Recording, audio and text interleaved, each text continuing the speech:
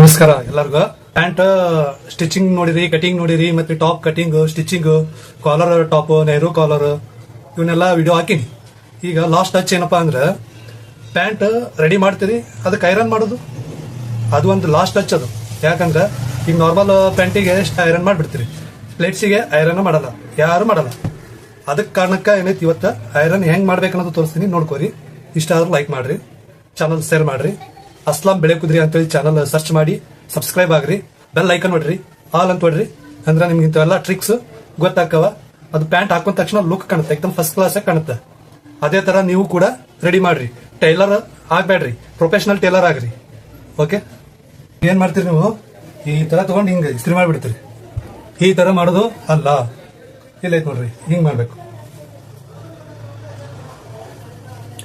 ಈ ತರ ಇಟ್ಕೊಂಡು ಪ್ಲೇಟ್ಸಿಗೂ ಕೂಡ ಐರನ್ ಹಾಕೋಬೇಕು. ಅಂದ್ರೆ ಪ್ಯಾಂಟ್ ಹಾಕೊಂಡ ತಕ್ಷಣ ಚಂದ ಕಾಣುತ್ತೆ.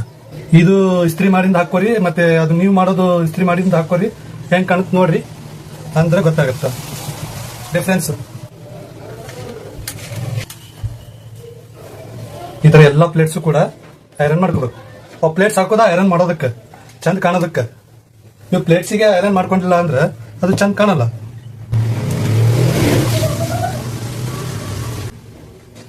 ಪ್ರತಿಯೊಂದು ಪ್ಲೇಟಿಗೂ ಒಂದು ಐರನ್ ಹೊಡೆದ್ಬಿಟ್ರೆ ಫಿನಿಶಿಂಗ್ ಚಲೋ ಇರ್ತದೆ ನೋಡಕ್ಕೆ.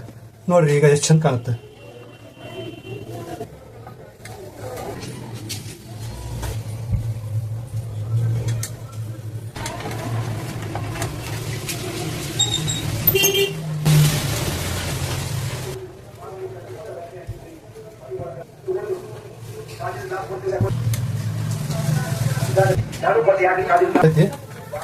ಇದರಲ್ಲಿ ಏನು ವಿಶೇಷ ಇರಲ್ಲ, ಪ್ಲೇಟ್ಸ್ ಇಂದ ಮೇನು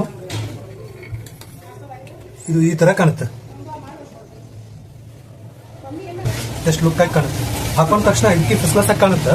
ಅದೇ ಕಾರಣಕ್ಕೆ ಹೇಳಿರೋದು, ನೀವು ಈ ತರನು ಐರನ್ ಮಾಡ್ರಿ. ನೀವು ಯಾವ ತರ ಮಾಡ್ತಿರಲ್ಲ ಆ ತರನು ಮಾಡ್ರಿ.